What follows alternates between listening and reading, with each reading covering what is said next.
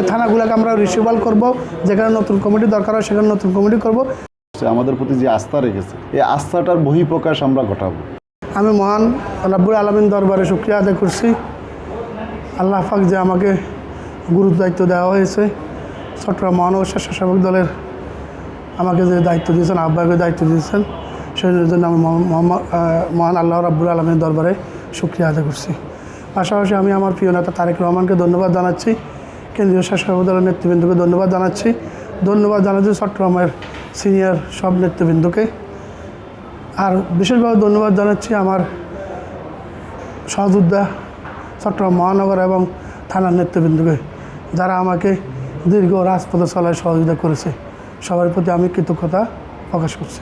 আমাদের পরিকল্পনা সুস্পষ্ট যে আমরা বর্তমান যে পরাজিত শক্তিরা একত্রিত হয়ে দেশের বিরুদ্ধে যে ষড়যন্ত্র শুরু করেছে, ২৬-এর পরাজিত শক্তি শেখ হাসিনা ওয়াজেদ ছাত্র জনতার রোশনালের পরে বিদেশে পালিয়ে গিয়ে যে ষড়যন্ত্র করছে, সেই ষড়যন্ত্রের মোকাবিলা করব আমরা সাংগঠনিকভাবে।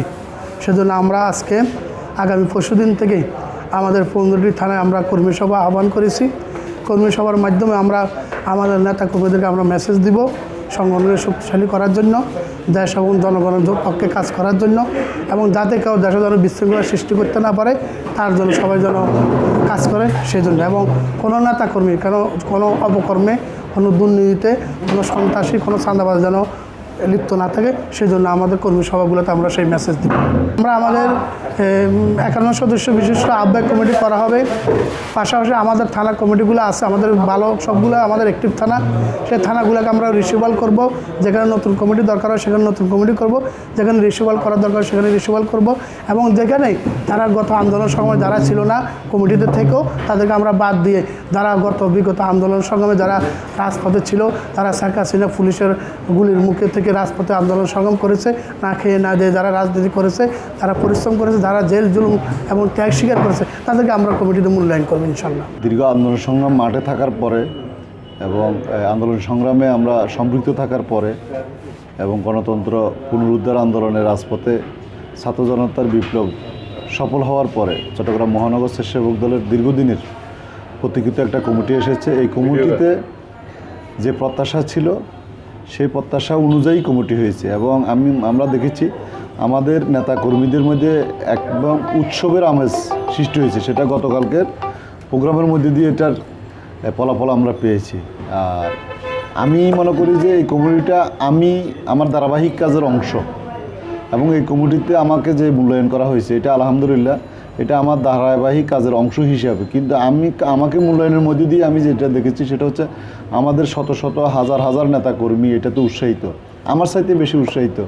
কেন জানি না, আমি বিগত আন্দোলন সংগ্রামে মাঠে ছিলাম এবং বারবারে জেল খাটছি। বিগত আন্দোলন সংগ্রামে প্রায় 8 বারে প্রায় 2 বছরের অধিক জেল খাটছি। ঈদের দিনও আমাকে গ্রেপ্তার করা হয়েছে, ঢাকা থেকেও 2018 সালে গ্রেপ্তার করা হয়েছে এবং সর্বশেষ বৈষম্য বিরোধী আন্দোলনে ছাত্র জনতার আন্দোলনে আমার সম্পৃক্ততা পেয়ে 16 জুলাই আমাদের সহকর্মী চট্টগ্রাম কলেজের ছাত্রদল নেতা ওয়াসিম আকরাম হত্যা মামলায় আমাকে জড়িয়ে আমাকে জেলে প্রেরণ করেছে।